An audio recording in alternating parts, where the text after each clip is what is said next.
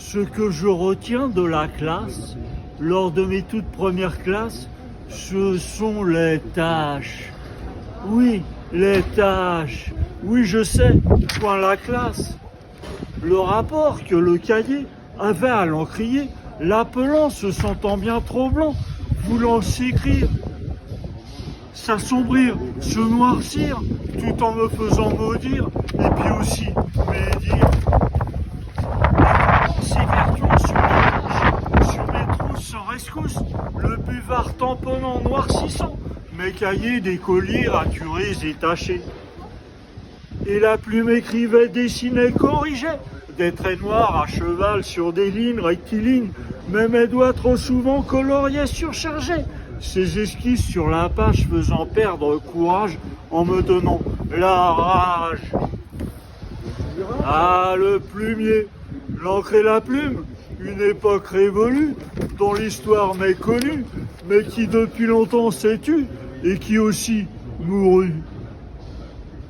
Car à la seconde école, l'effaceur, le stylo, les cartouches ont laissé sur la touche l'encrier, le plumier, de l'instit le bureau, et les tâches qui font tâche, qui implortant retouchent.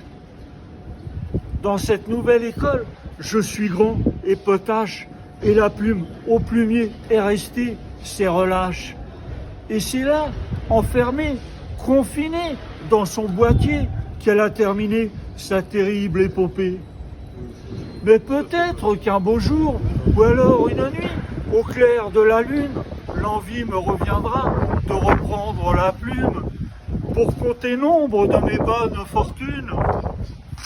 Ou bien alors pour décrire diverses infortunes, l'embarras niveau thune et ceux qui m'importunent. Ou bien encore, tout d'abord, en premier, en avant, à la une, le soir à la brume, dans le giron de ma brume, les si bons moments. À l'encre de ses yeux, c'est ma muse, celle qui se détache, qui me porte plume. C'est là mon attache. Pour moi, il n'y en a qu'une, à chacun sa chacune. Marco au chapeau.